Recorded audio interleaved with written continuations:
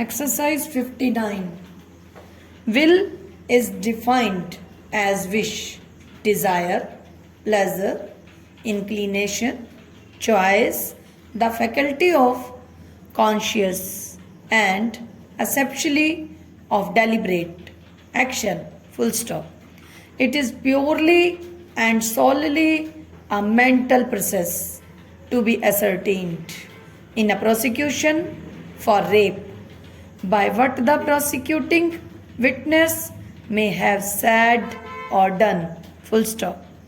It being a mental process, there is no other manner by which her will can be ascertained, and it must be left to the jury to determine that will be her acts and statements as disclosed by the evidence. Full stop.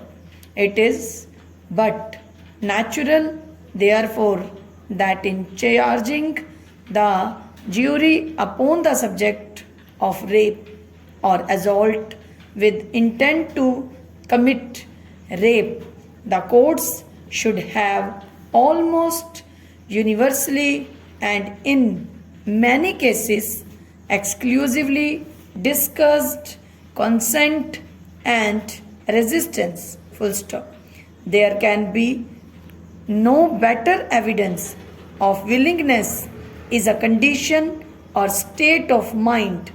No better evidence of unwillingness than resistance. Full stop. No lexicographer recognizes consent as a synonym of willingness, and it is apparent that they are not synonymous. Full stop.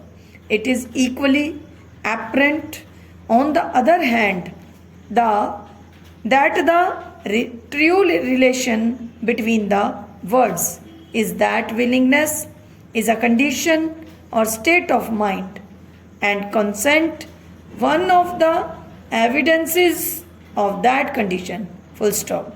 Likewise, resistance is not a synonym of unwillingness, though it is an evidence thereof. Full stop.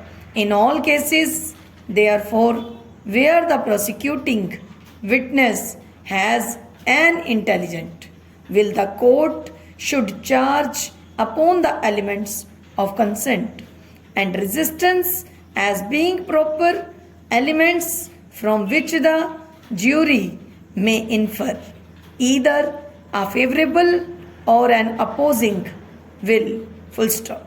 It must, however, be recognized in all cases that the real test is whether the assault was committed against the will of the prosecuting witness. Full stop.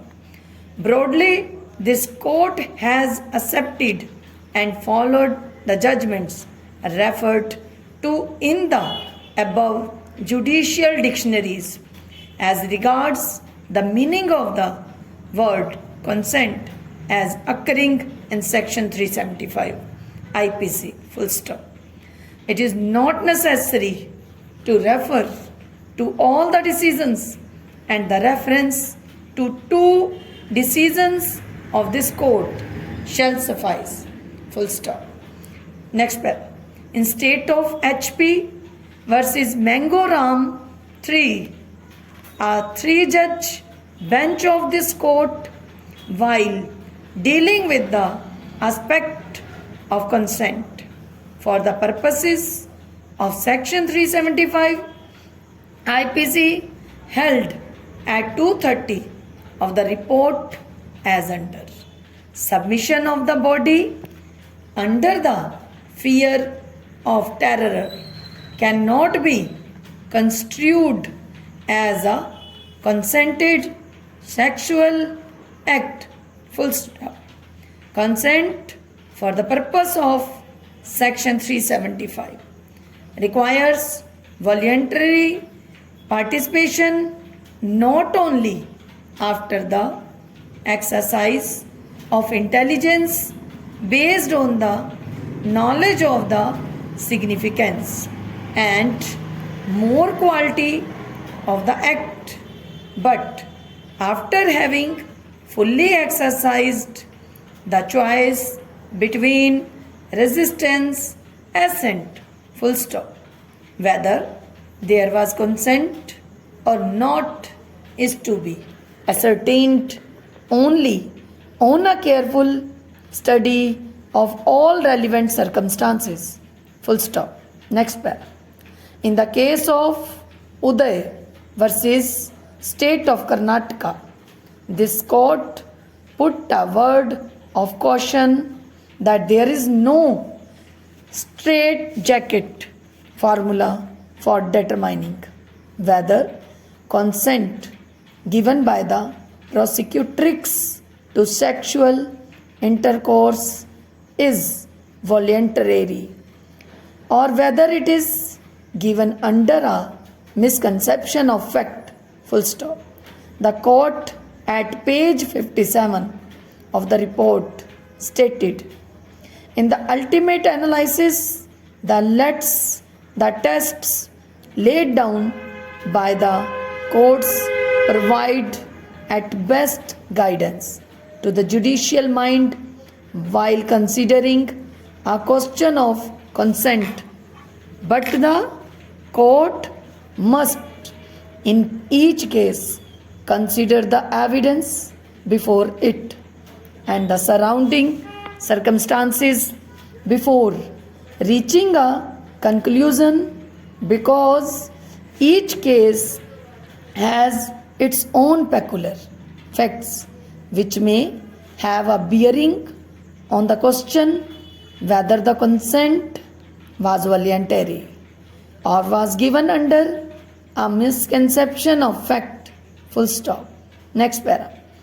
The appellant filed a complaint under section 138 of the Negotiable Instruments Act 1881. Full stop. The accused, on being summoned by the magistrate, filed a petition before the High Court under section 482 CRPC inter alia, praying for dispensing with her personal appearance before the magistrate. Full stop. The single judge of the High Court, while allowing the petition and permitting the accused to appear before the trial court through her counsel, issued general directions to all the criminal courts as regards holding of trials, particularly in cases involving offences under section 138 of the NI Act, as also in all other cases involving offences technical in nature and not involving moral turpitude.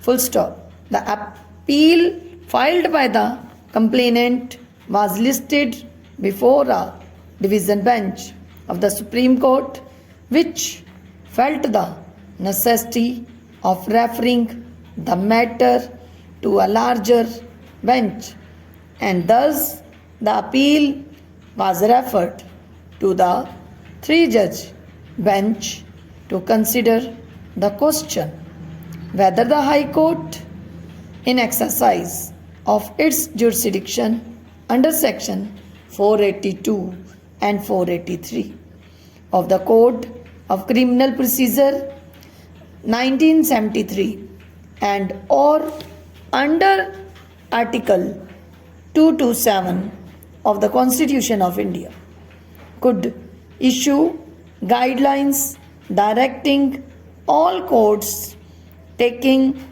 cognizance of offences under section 138. Full stop. Thank you.